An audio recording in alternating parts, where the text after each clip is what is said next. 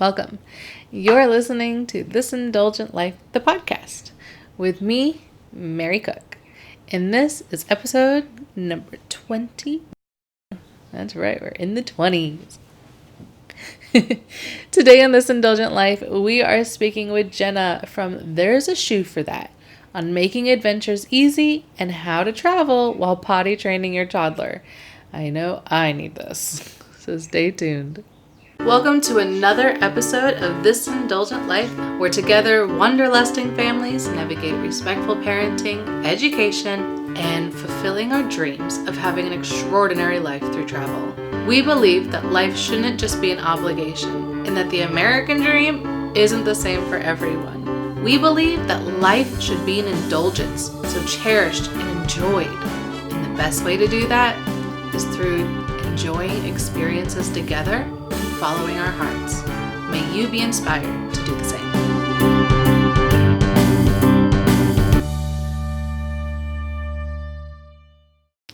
So welcome back. I'm so excited to introduce Jenna to you today. Before I get to that though, I just want to remind you to please make sure you subscribe to this podcast and leave an honest rating and review, especially in iTunes. That would really help me, and it will help this podcast, and it will help my guests, because I really want my guest stories to get out there because they're so inspirational and so helpful, and I really want people to hear them. So please make sure that you are subscribed so you can hear them, and leave a rating and review so that other people will know that, hey, there's some really cool information here. Plus, it helps me to know if there's anything going wrong. I can fix that, and I like hearing from you guys. Also, join the Facebook group. Why aren't you there yet? We have a Facebook group. It's still pretty new, and it's called Family Travel and Adventure Tribe with This Indulgent Life. And I like interacting with you guys. I love learning from you. I know when I went, I talk about a monkey trip in this one that I've already done. Plus, you've hopefully heard that episode. And I just really like sharing my adventures with you. I want to hear about your adventures. I want to help you figure things out. So make sure that, and I want other people to help you figure that. So make sure you join. It's completely free. There's no, I don't do, there's not a lot of spam or anything like that. I allow people, content creators, because I get a lot out of them, but I don't want them spamming the wall. I don't want to spam the wall. So I make sure that we have a day for that, so you don't have to worry. And there are no dumb questions, guys. I hate those groups where you go into it and you're new and you want to learn something and they're like, do a search.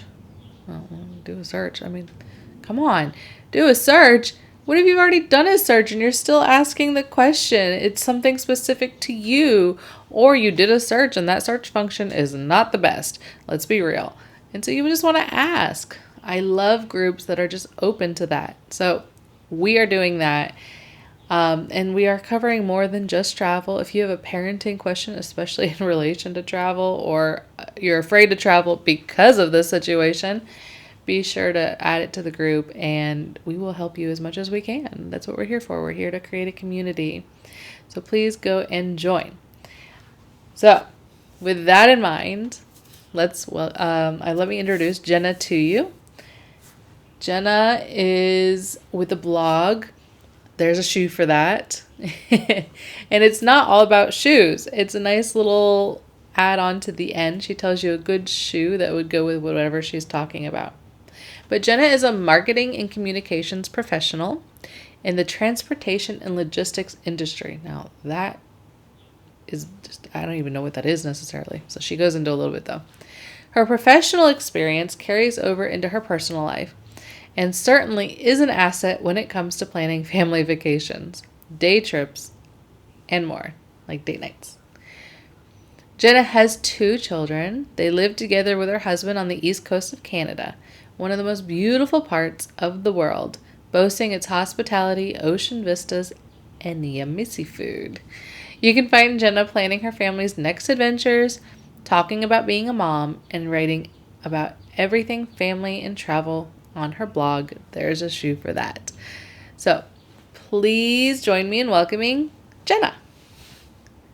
So welcome, Jenna, from There's a Shoe for That. I'm really excited for you to come on the podcast today and tell us all about your experiences with traveling with a toddler, because I know I'm going to need these tips very, very soon. So thank you for joining us. Thanks for having me. It's a pleasure to be here. So could you tell us a little bit more about who you are, who your family is, and how you got started into traveling? Yeah, absolutely. So as you said, my name is Jenna and I'm married. I have a husband named Brad, and two kids. So my toddler is Landon and I have a 2-month-old who is baby Kate, who's just joining our traveling crew.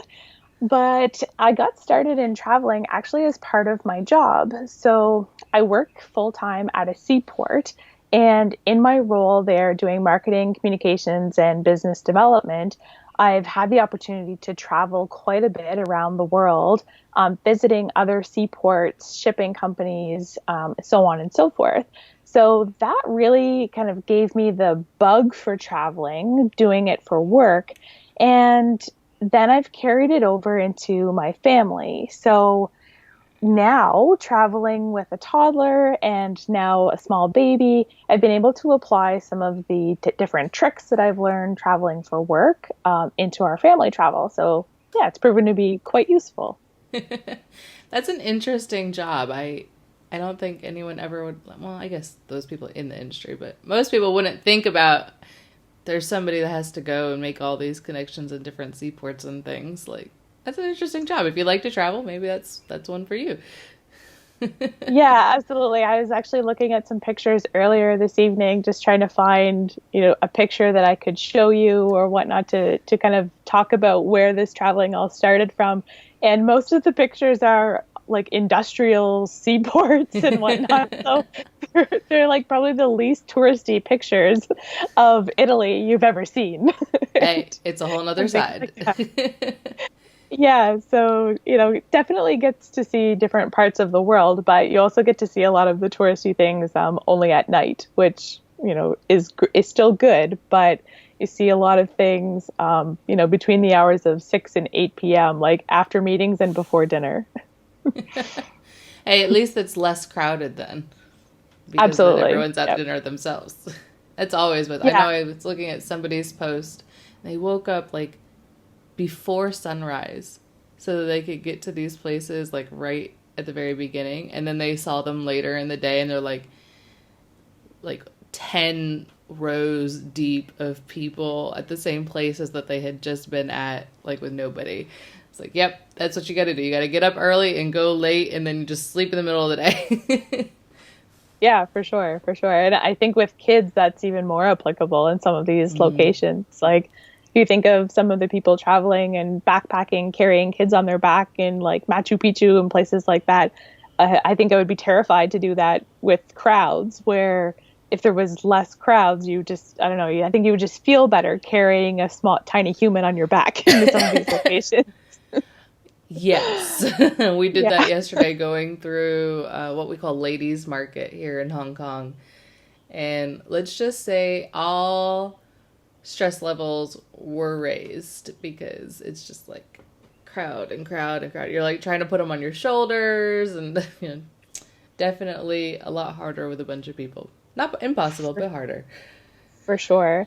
I should mention as well that I'm on the east coast of Canada, and you just mentioned you're in Hong Kong. So it's kind of neat that for me it's still Wednesday, and for you it's Thursday when we're talking right now. So So it's kind you're of in the neat. future. Yeah, you're in tomorrow already. But Yeah, kind of neat that we're able to do this. it's always a bizarre like mental shift like to think about it like that. It's like, Yeah, for hello, sure. welcome to the future. You haven't even existed yet here, but you're here. So true. So let's get into some of these tips, because I know you have lots of amazing tips for us, because many of those that I interview, they're doing like these big grand adventures, But you said you love doing more accessible trips, like weekend trips or staycations. So, what are some of your top tips for families wanting to start having more adventures that are easier? So, like at home or nearby their home. Yeah. Well, for sure. And I think, for yourself as an American and myself as a Canadian, most people only have like 2 to 4 weeks of vacation throughout a year. So I think what it's really important to talk about and what I like talking about on my blog is that you don't necessarily have to travel for 6 months at a time in order to experience all of these great things that our countries have to offer and that the world has to offer, really. Mm. So, I recently wrote a post about staycations and some of the benefits of taking a staycation. And, my version of what that is basically going somewhere that's, within probably an hour or so of your home, but staying somewhere overnight. And that could even mean camping out in the backyard. Really just, sleeping somewhere that's not your regular sleeping arrangements and kind of making a trip of it or making a staycation of it, changing it up a little bit. And what I really found as a family that this has allowed us to do is explore more of our home and do the things that tourists would do if they're visiting. So you tend not to, hike the trail or go to the market or go to the particular restaurant or things like that because they're so accessible. And those are the things that you almost save for when visitors come. So we've kind of made it a point to do Wednesday date night. So tonight is actually an exception to our rule because I'm talking to you. I ruined date night. Her husband's now mad at me. Yeah. No, but we do kind of a rotation. So, one week it's Landon and I, and one week it's Kate and I, and one week it's Brad and I, and one week it's Aw. our whole family. So we get to do kind of these special little experiences together and spend time one on one with different parts of the family. So, that's something that families anywhere can do. You don't have to, quit your jobs and travel the world in order to do that. Like Landon and I went bowling the other day or like a couple of weeks ago on a Wednesday, and he thought that was just fabulous. I mean, it could have been Disney for really. And, he just thought that that was just great. And now, he talks about date nights so much that I think the people at daycare are starting to get a little annoyed with our date nights because he just keeps talking about it so much. So, yeah, I mean, back to the staycation piece, like growing up, we didn't typically go and stay a night at a hotel locally or things like that. Um, but now I think it's a little bit more common for people to maybe spend $100 or $150 on a night at a hotel, rather than planning this grandiose vacation, which is obviously going to cost way more. And it's kind of a good way to test the waters a little bit and see what your comfort level is traveling with a toddler and traveling with the baby.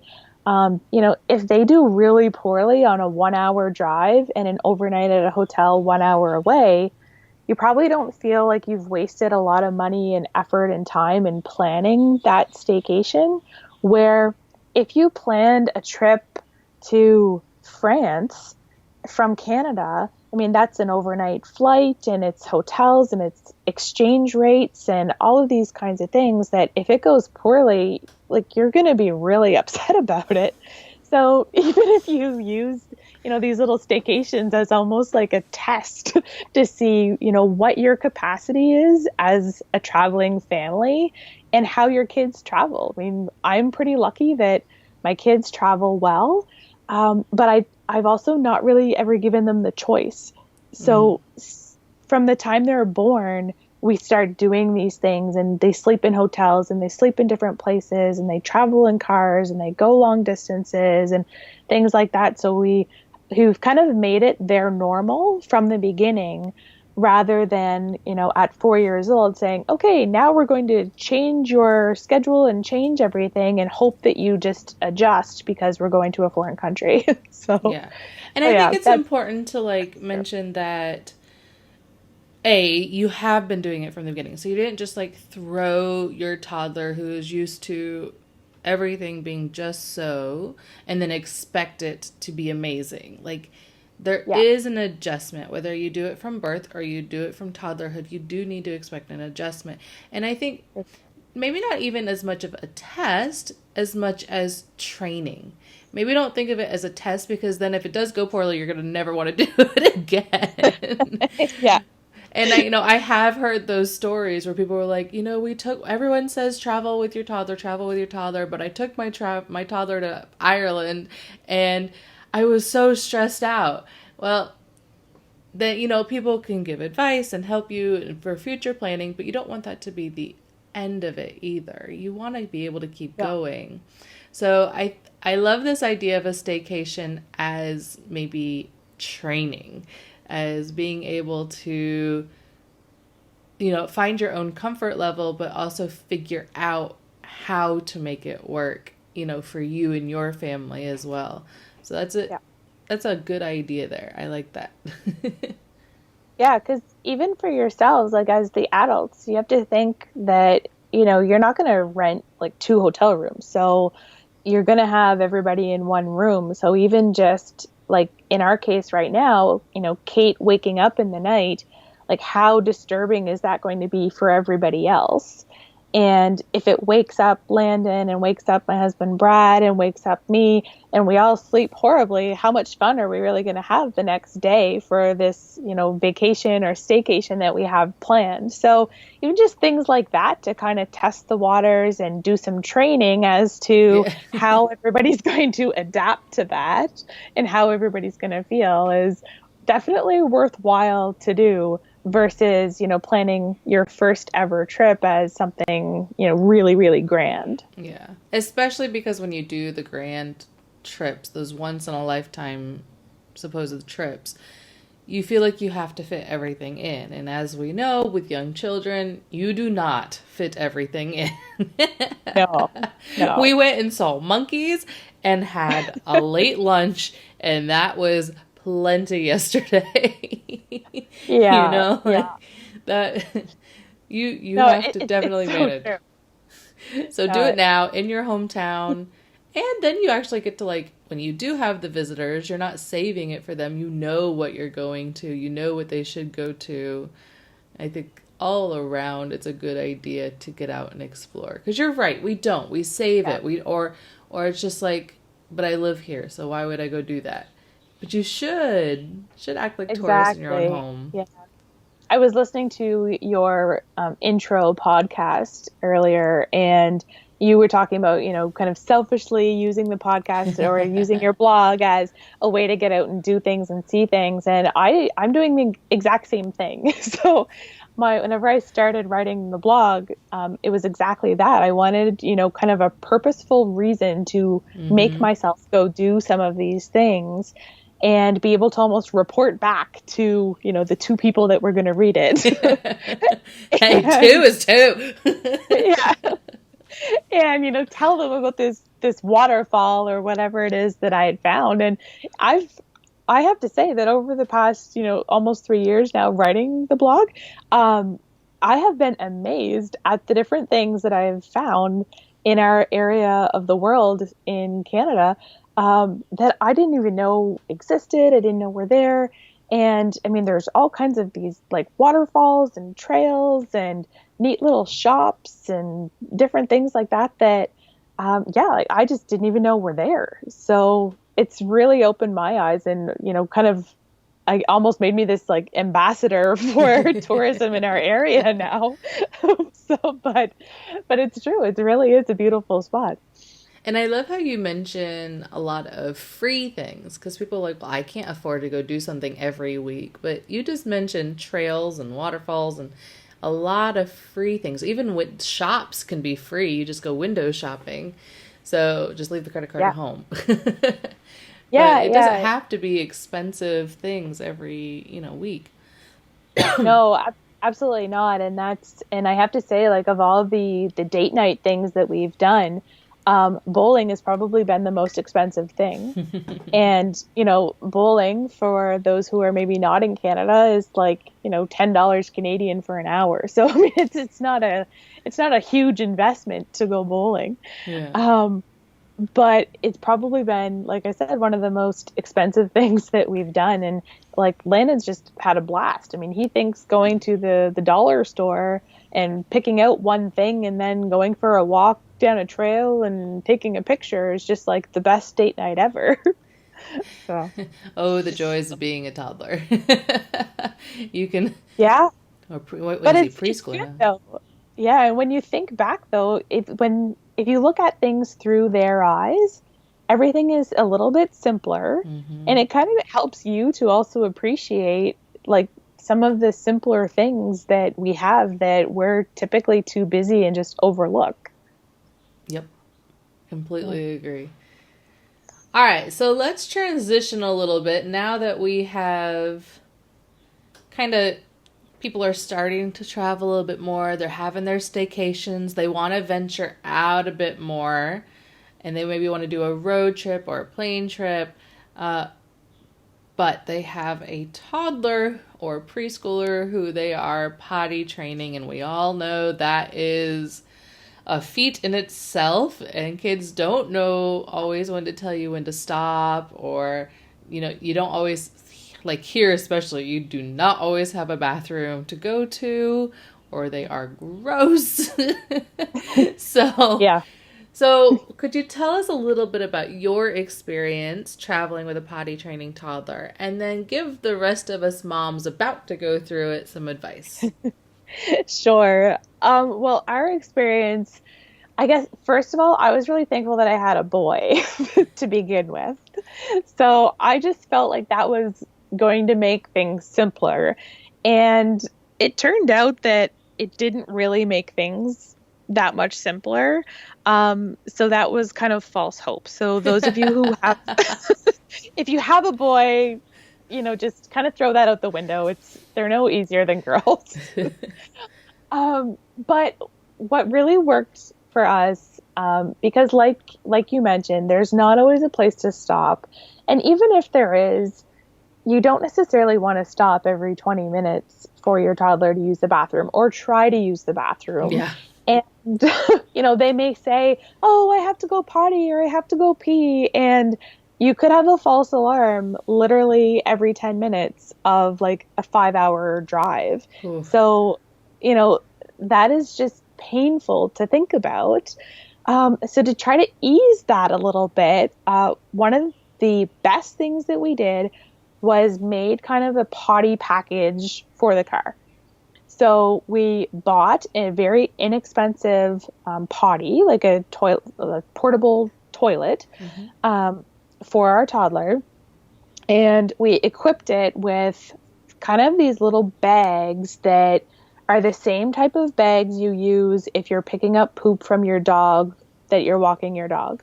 Hmm. So the same type of idea, because you really just don't want to leave like feces on the side of the road. Like that's not Yeah, really yeah, pleasant to do. don't do Yeah, that. don't do that. So, buy these little bags, and, here you can buy them. They're actually made for diapers. But you can if you can't buy that, you can simply buy the ones that you would get to follow your dog around a dog park or something like that.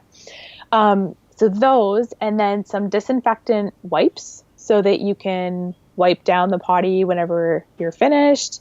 And you just put everything kind of in that little bag. And the nice thing about that is that you can pull over on the side of the road, take the potty out, kind of open the front door of the car, open the back door of the car, make this like private little zone for your toddler, or like the porta potty, I call it.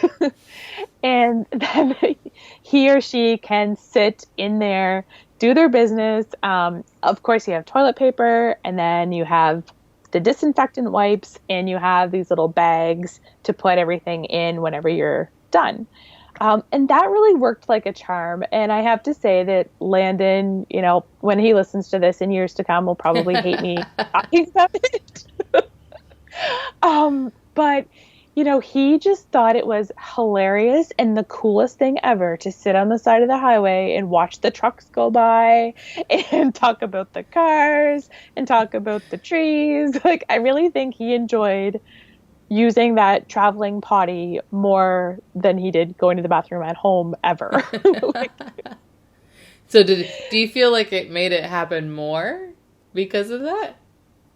uh, no, and well, I don't think so. No, like he didn't. He's the type of kid to kind of get into something while we're traveling. So get into like either a game that we may be playing, or if he happens to be watching a show on his iPad or something like that. And let me clarify, it's not his iPad, but an iPad made available to him. um, so he tends to kind of get into, talking and what's going on in the drive and whatnot. So he's more the type of kid to forget to ask than to ask too frequently. Okay. So it didn't make us have to stop more and more and more, but it did give us the ability to just pull over randomly and get him to try without going through the whole gas station, fast food or wherever you're going Yeah. to stop on the side of a highway idea. That being said, if you are stopping at a gas station or something like that, we did also travel with a small toilet seat that you put on top of a regular toilet for a toddler to be able to sit on so they don't like fall into the toilet. And that's particularly important for like pooping because they don't necessarily have the best balance at first whenever they're learning to potty train and whatnot.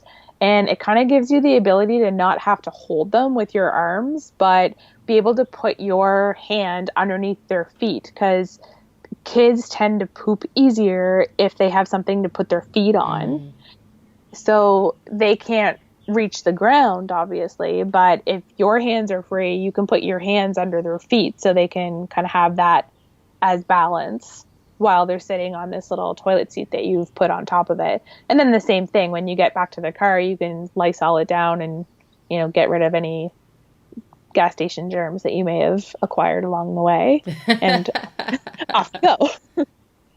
Yeah. I Yeah. I just I keep know. thinking in my head, like, here, like, what happens here? And I'm just like, oh.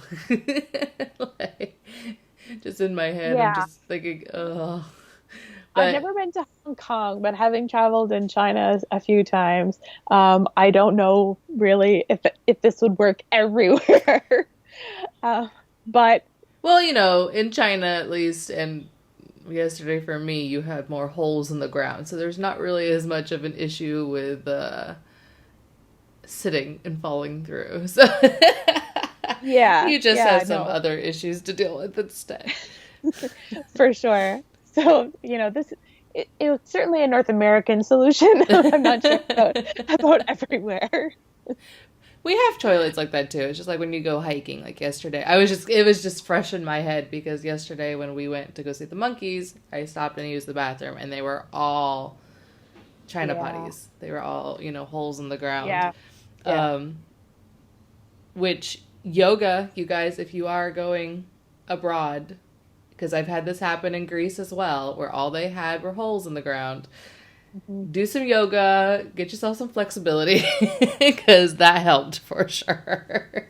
Yeah, and if I may add, I just took my pants right off whenever I was in China. Like I didn't even. I still have no idea how people were able to pee and not pee on their clothes.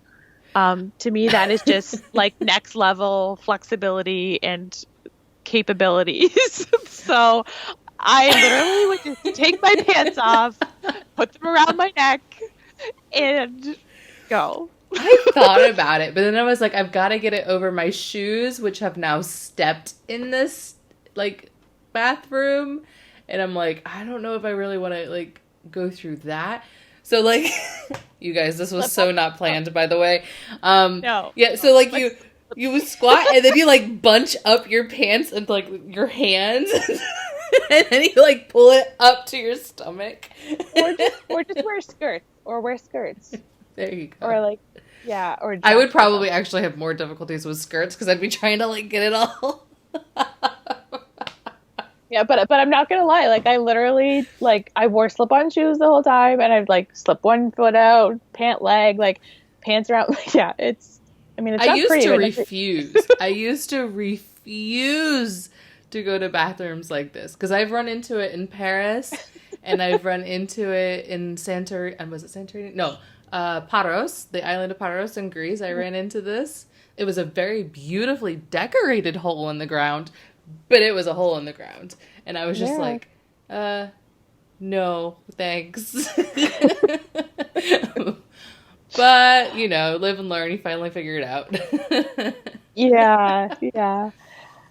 And I guess maybe if we kind of go back to the toddlers. That is not what you signed up for, guys. Sorry. But it's useful information Oh, nonetheless. extremely useful. And this next particular tip, I wish we could just apply to adults.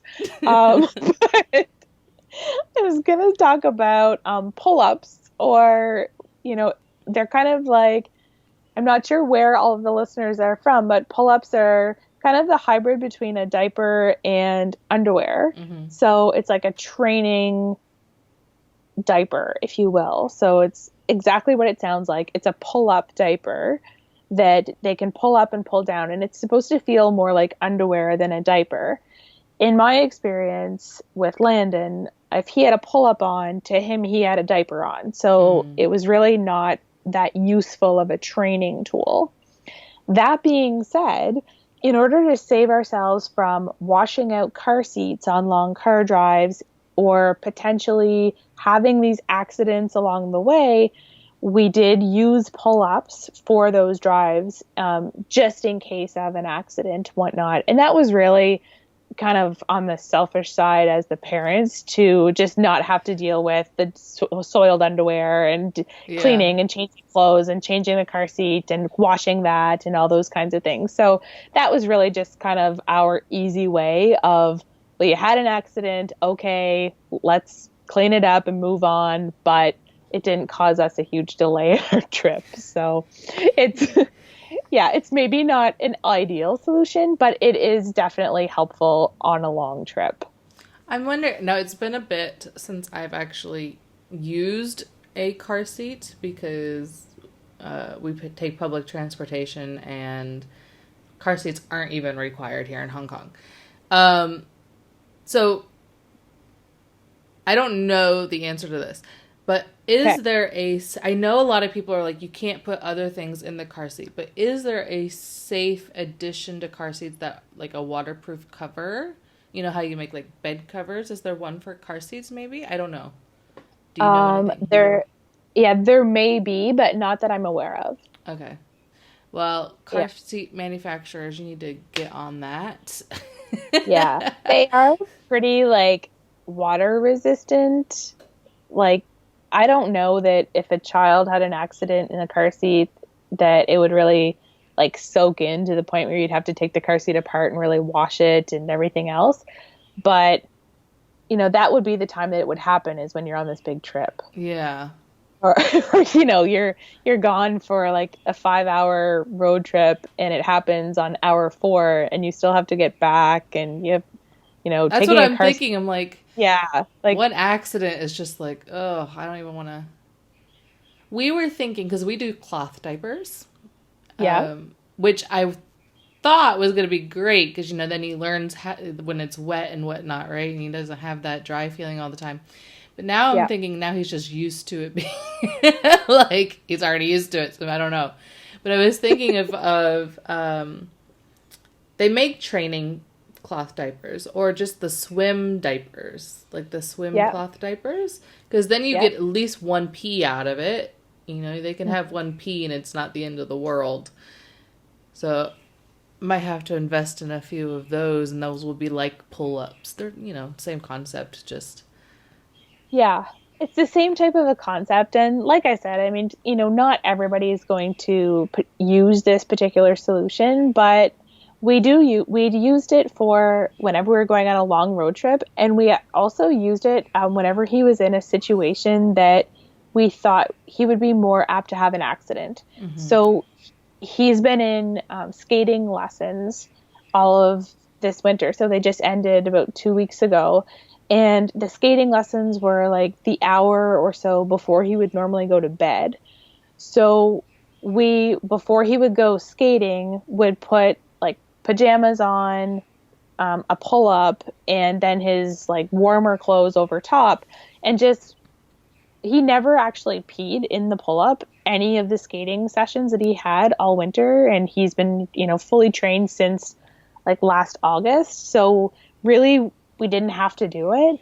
But we just thought this would be really terrible and kind of embarrassing for him if on the ice in the cold, that's whenever he's more apt to have an accident, and especially at that time of the day.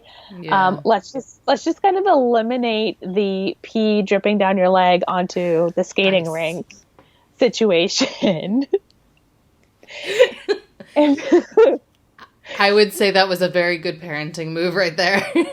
yeah, so I know that, it probably cost us like $30 in pull-ups for the skating season, and none of them actually got peed in, so it was like kind of a waste. But it, again, Murphy's Law, it would have been that one time we didn't do it that, he might have just felt a little freer. And sometimes you just need that peace of mind. Like, just, sometimes that $30 is well worth your sanity. And just knowing that you're Exactly. not going to have to deal with that later. And I think, No, exactly. when dealing with traveling with toddlers in general, sometimes you just spend a little bit more money for your sanity because you're going to Yeah, need it. They take enough as it absolutely. is. That is one thing that we found about a year and a half ago now. We did a 10-day road trip from Calgary, Alberta to Vancouver, British Columbia. And so that is quite a distance for those of you who might be familiar with Canada at all. It's a huge country, and that distance from Calgary, Alberta to Vancouver, British Columbia is about a 12 plus hour drive if you went straight through. So we broke it up into smaller increments to do different hikes and tours along the way. But we spent the bulk of our money on accommodations. And had it been just my husband and I doing this trip, it would not have been the case. We wouldn't have stayed in the kind of resort style locations that we stayed in. But traveling with Landon at the time, we knew that we weren't going to go out for dinner, and we weren't going to be like out all evening, and we weren't going to go to any of the local pubs or bars or any of this because he was going to go to bed. So we spent more on our accommodations in order to have like a little kitchen or somewhere where we could prepare Mm. meals and have like lunches for the next day and things like that. And rather than spending more money on restaurants and things like that. So in the end, I would say we did not spend any more money. We probably spent less money on the trip in total. But we spent our money differently having a toddler with us than if we didn't have him with us. So That's yeah. a really good point, actually, because you do spend a lot. I mean, I don't even want to tell you how much we ended up spending yesterday eating at some restaurant that's famous for their buns that squirt out and whatnot. Like, like we got the bill and I was just like floored. I was like, what did we do? But it's so much cheaper if you just make your food and take it with you. And so you can have that was definitely a night on a hotel. That I Yeah. definitely could have paid a night at a hotel for one meal for three of us. Yeah.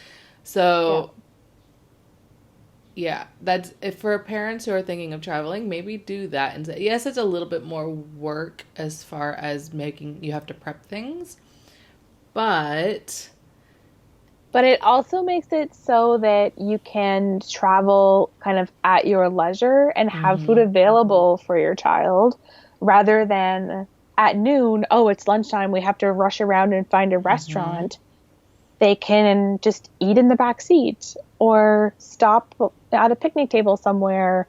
Or, that's even true. Like last weekend, we drove to Cape Breton, Nova Scotia. So it's a 7-hour drive from where we live. And before we left, I made 6 peanut butter and jam sandwiches and said, like, this is what everybody's going to eat for, for dinner. And if you get hungry, don't worry. I have enough for two for each of us.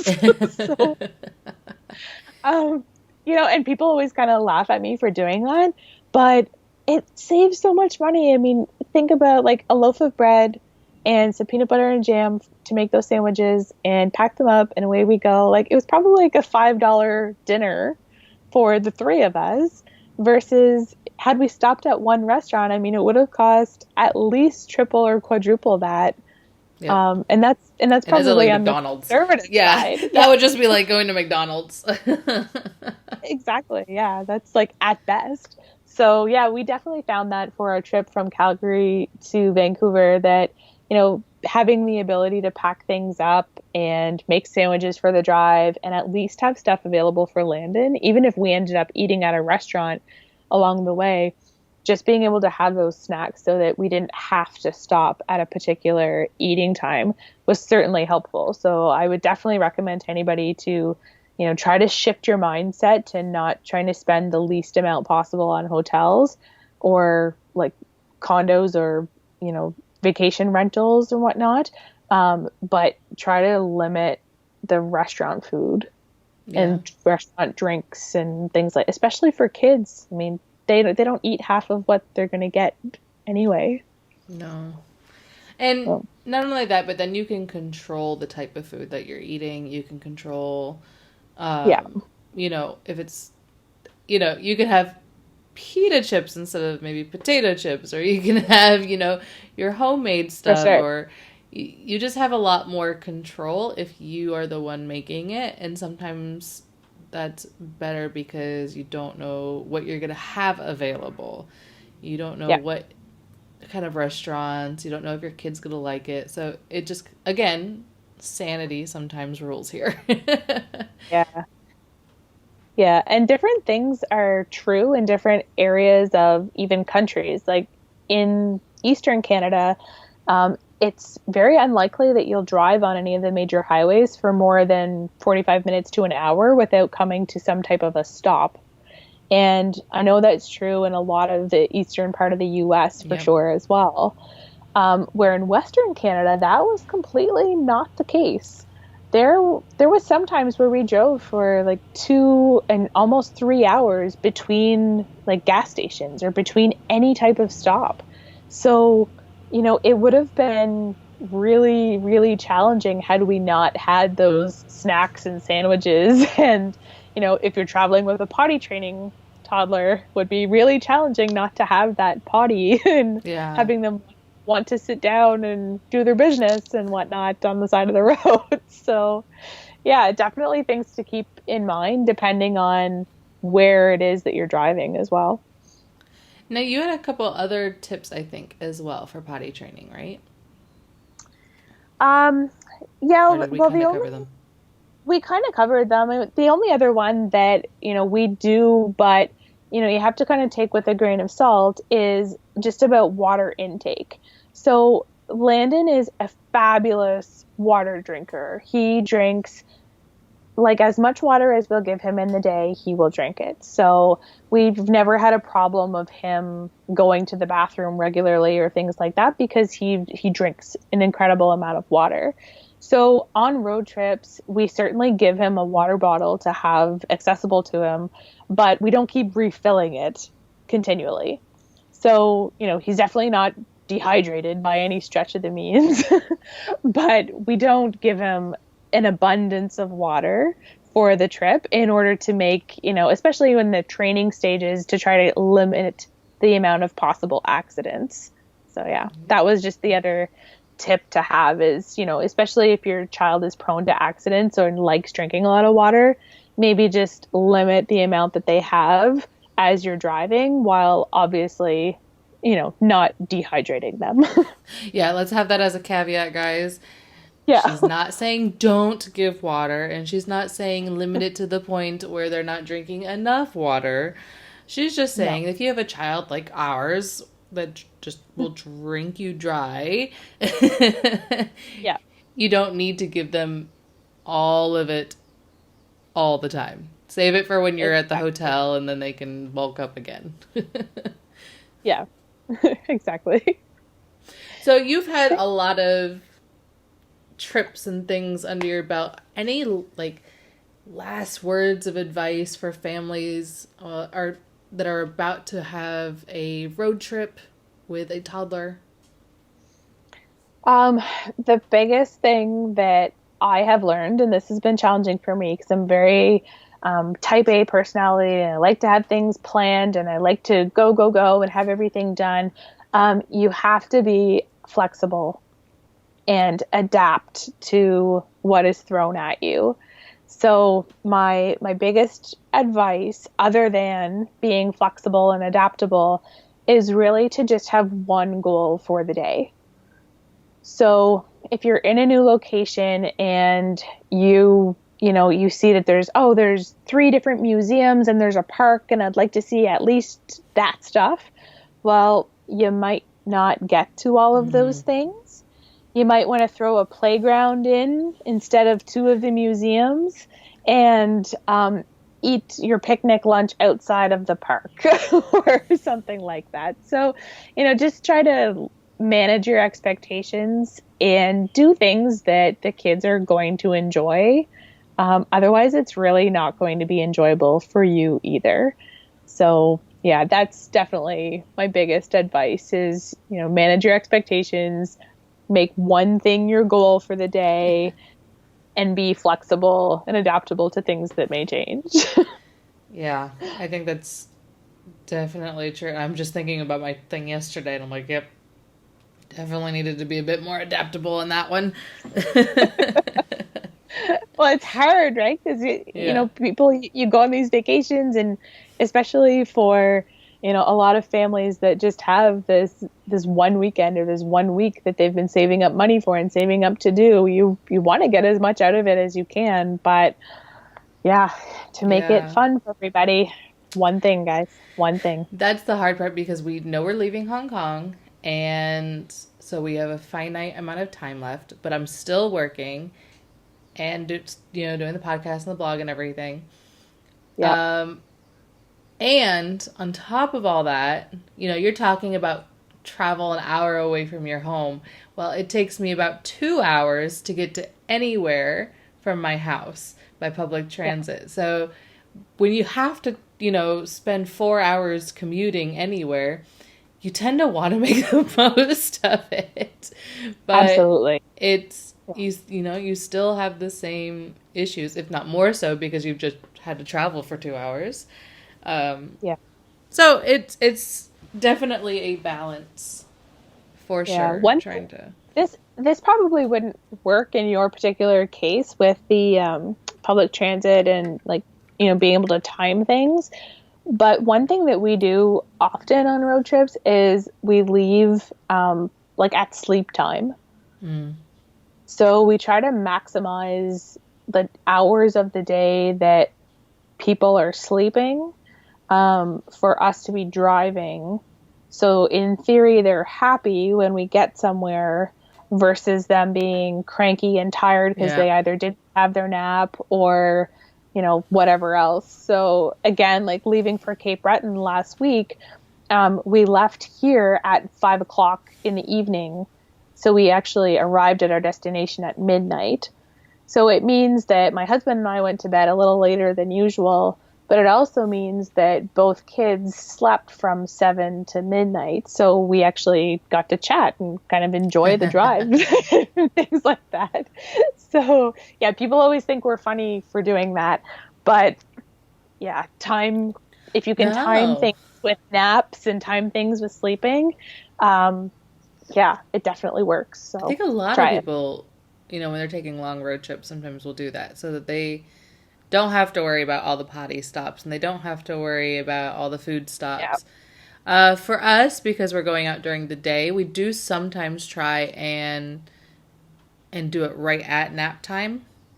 But Hmm. nap time's just been weird lately, so sometimes it's like 11:30 and sometimes it's like 2:30. You just don't Yeah. really know where you're going to be along that. But Yeah. sometimes it does work out. But if I can get him to sleep on the bus, it's so much easier because then I don't have to wait for him to wake up before we go somewhere, For and sure. he still gets a nap, and that's always amazing. So yesterday it was we have a little baby carrier, and I Yeah. haven't used it, and I don't even know how long because my kid will run circles around me. But yesterday I don't know, something in me was just like I should bring the carrier, maybe the monkeys. I was afraid of the monkeys, um, and I'm so glad I did because that's how he ended up falling asleep at like 4:30 at night. Mm. Oh It's well. like a good and a bad thing. Yeah. It actually Yeah. was still was I guess because he was so tired. I let him sleep till we got home because he slept on the bus and the public transit. And then I made him walk from the bus home. I woke him up on purpose. And then I let him, stay up an extra like hour, and it was okay. All was fine in the world. I can't say that happens all the time though. Perfect. Yeah. Well, there's always those one-off days, right? Yeah. Well, we'll Yeah. take them when we get them. Absolutely. All right. So Absolutely.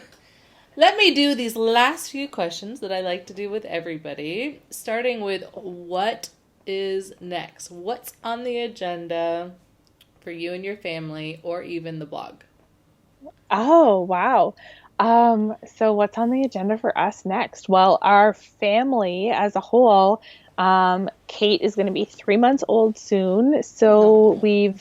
we're now in the process of getting her passport in order. Mm. Um, so we can travel a little bit further with her. We recently booked a house in San Diego in October. So we will be in the US for part of October. And we're actually looking to book a house right now in Florida for next January for 6 weeks. So that will be the Wow. longest away, I guess, that we will have. So that's a little bit scary for us. And we're taking advantage of the fact that I'm on maternity leave right now, which as Canadians, we're very fortunate to have a year-long Yeah. maternity leave. So I know not I don't everywhere in even the world know where to gets like. that. I know.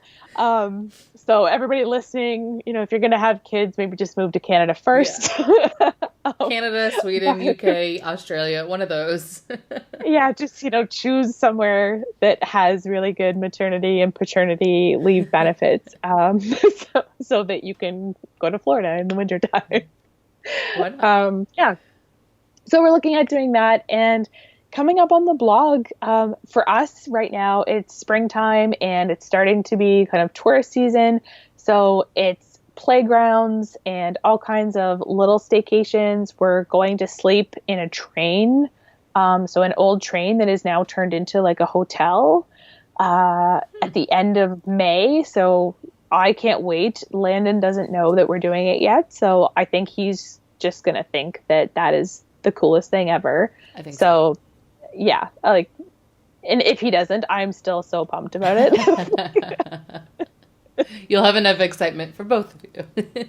Yeah, exactly. So we're going there. That's a little place called the Train Station Inn in a small town called Tatamagouche, Nova Scotia.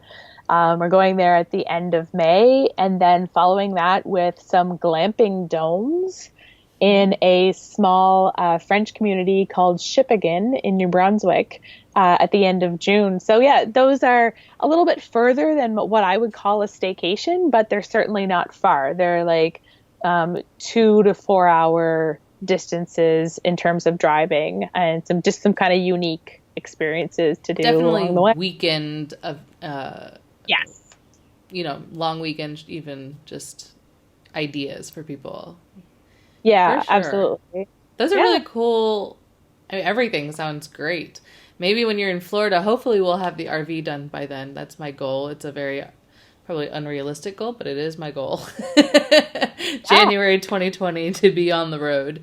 And we've got to go down to Florida to do our uh, residency domicile stuff. So maybe we can see you then.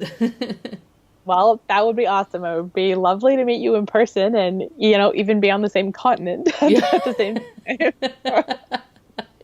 That will happen. Yeah, for sure. So lots on the blog that she'll be posting about, guys. So make sure you keep in touch there, and we'll give you more information on that in a minute. What do you hope your kids will learn by traveling? I hope that they will learn to experience things. And I shouldn't have said things because I really just want them to enjoy the experiences and not necessarily the things. So, you know, I actually wrote a blog post about this, but back whenever I was 10, I went on a 6-week trip with my family to Western Canada, and I was the oldest of 3 children. At the time, I don't know what my parents were even thinking to plan this trip. Because the internet didn't exist, and I mean, if it did, you had to be rich to have it. So we didn't have it. They had maps and all kinds. I don't even know how they figured out where we were going to stay when we were out there.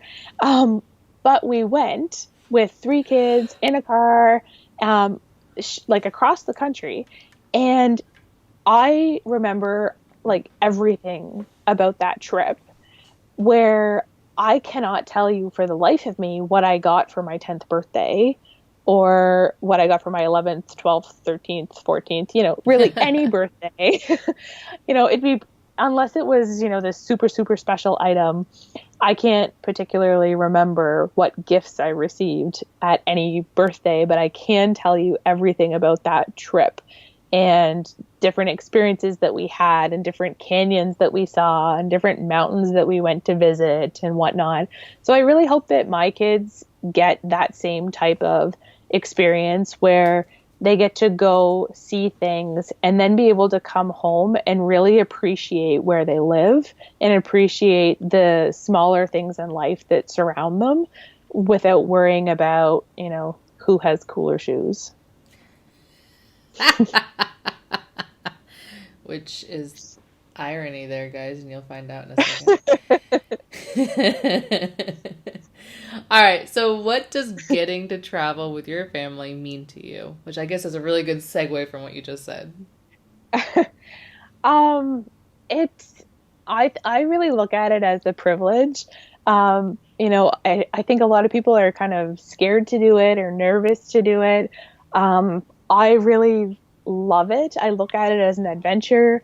I know everything is not going to go smoothly all the time, but in my head, it's going to go smoothly all the time. So yeah, I'm just really thankful to have the opportunity to do it and to have family around me supporting that, desire to go out and see the world. Wow. Yeah, we all need families like that, that's for sure. Oh, where'd it go? Okay. So we kind of touched on this, but that was more for like toddlers and things. So in a broader sense, what is one piece of advice to families looking to travel more? Just do it. Really? I mean, there's nothing holding you back from seeing something you haven't seen before. If we go back to what we were talking about at the beginning of the podcast with staycations or camping out in your backyard, there are very few people that can say that they put a tent up in their backyard and they slept outside. So you could be that person. It's still going to be an equally cool Instagram post as, sleeping in a tent under some other stars. So, I would just say to do it. I mean, try it. You don't know until you try. Yeah. I'm thinking in my head, I'm visualizing this right now, like projector and like movie night in your tent and like s'mores and Yes, I'm looking forward Yeah. to camping, people. S'mores is Yeah. where is that? And I should say, like, I don't even like camping, but but the idea of, doing that in the backyard, to me, that's like the type of camping that I can enjoy. Because if you want to bail and go to bed, you can. But it's also something that, you haven't like invested tons and tons of money and time to go on this grandiose camping trip that you may or may not enjoy. But your kids are still going to think that it's amazing, Hmm. even though you're in the backyard. In fact, they're probably going to ask you to do it every weekend all summer. I think that we should retitle this podcast about you can create amazing experiences for your kids without having to do very much. Like, it doesn't Yeah. take very much to create these amazing experiences for your kids and to have these memories. I mean, you could go camping in the backyard. You could go to the train. You can, go to bowling. And I think we Yeah. sometimes feel like we have to do the biggest and best thing ever in order to Yeah. have these moments with our kids. But you've just proven over and over in this podcast today that it doesn't take very much. You can get started today and have some kind Absolutely. of adventure with your family. Yeah. Traveling and adventure, it doesn't have to be this big planned, thousands of dollar kind of thing. It can just be camping in the backyard. And that's a memory I Yeah. promise you your child will have when they get older. For Yeah. sure. Absolutely. For sure. All right. So now, where can people connect with you or find out more about you? Well, everyone can find me on my blog, and the blog is called There's a Shoe for That, and that's there'sashoeforthat.com. You can also find me on Pinterest, Facebook, and Instagram, and my handle is the same on all three at There's a Shoe for That. So come on over, follow me on all of those different platforms. I share different things on all three. So you'll see links to all my blog posts on Pinterest and all the things that I'm pinning and getting ready for. So if you want to know what kind of birthday party Landon's going to have, that's the place to follow me. Um, and then, of course, on Instagram, I share lots about just our daily lives and what's going on with a mix of Insta stories and travel and some mom stuff in between there. And on Facebook, I share other posts that are inspiring me. And of course, I share links to the blog posts and even some of the older blog posts that are more seasonally appropriate that come up. So those are all at There's a Shoe for That. That's awesome. And then we need to know what shoe goes with this interview. Okay, so this particular interview, we ended up talking about staycations and we ended up talking about, simpler things in life. But originally we were planning to talk about potty training and traveling with a potty training toddler. So to summarize, I'm going to choose a simple shoe that is also good for potty training, which is a native Jefferson Child's shoe. So if you don't know what that is, you can go look them up. It's not sponsored or anything. It's just a type. It's just a type of shoe. It's kind of like a plastic looking sneaker almost. But the key to it is that they can get wet and not get ruined. And they're also slip on. So very simple for kids and toddlers. So perfect for being able to take it off in the car and then put it on to go into the bathroom, easily wiped off. I think that's a perfect show. And you guys, I only told her I was doing this at the very beginning of this podcast, so she did not even have time to prepare for that, and she came up with it. So if you need to know what kind of shoe would be good for your travels, you need to hit her up and go, yes, what shoe do I need? That was awesome. For sure. I did not expect it to actually be that specific. I did cheat a little bit as we're talking and looked for one, but secret behind the curtain. Yeah, secret. But yeah, I knew what shoe I was going to choose as soon as you asked me. I just wasn't sure the name, so I had to look it up. Well, thank you so much for joining us. And you hit on so many great points as far as easy traveling and potty training while traveling. I think they all go together, especially because when you're potty training, you don't typically want to do big adventures. You want to kind of maybe do smaller ones. And I think Yeah. it's just accessible to everybody, just whether you're potty training or not, there are a lot of accessible family adventure ideas in this. And so I'm really, really thankful that you reached out to me and that you came on and that you're doing it at, 8 and 9 o'clock at night where you're at. So I appreciate it so much. Thank you for coming on. Absolutely. My pleasure. Thanks for having me. I'll see you soon. Thank you again for joining Jenna and I on this episode. Before you go, I really want to remind you to go and check out her blog, there'sashoeforthat.com, or her Instagram at there'sashoeforthat. And if you really want to see how she plans and what she finds inspirational, check out her Pinterest, like she said. So thank you again for joining us. And I just want to remind you, please. I hate doing this, guys. But I need to. It's one of those things. Please leave an honest rating and review in iTunes. And honestly, I would love it even more if you would share it in your Instagram stories. So take a picture of you either watching this on YouTube or listening to this on your phone or wherever you listen to this podcast, and tag me in your Insta stories. I would love to see it and interact with you more. And don't forget the Facebook group. Yes, actually, that's really where I interact. I have an e-newsletter, and I do try to send that out fairly regularly. Try being keyword. But Facebook groups, I'm completely into. I will respond as much as I can to everybody. So I really do, if you want to have more one-on-one talking with me, as just brainstorming or whatever, check me out in the Facebook group. And then finally, do not forget that I am a travel coach. I'm a family travel coach.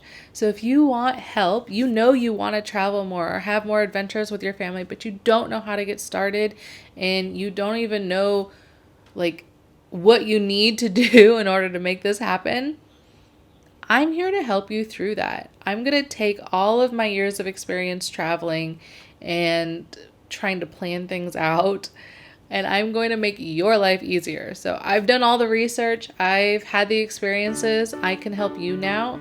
I'm going to help you with your budgeting. I'll help you with mindset and education for your kids, parenting, all of these things I feel kind of joined together. And that's what you need in order to kind of take that next step forward. And I want you to live your travel dreams. And I'm here to help you do that. So make sure you go to the website, thisindulgentlife.com/20. That's the show notes for this episode. thisindulgentlife.com/21. That's 21, the numbers. And you can find all the information for the show as well as the Facebook group and coaching. So be sure to check it out. I'll see you guys later.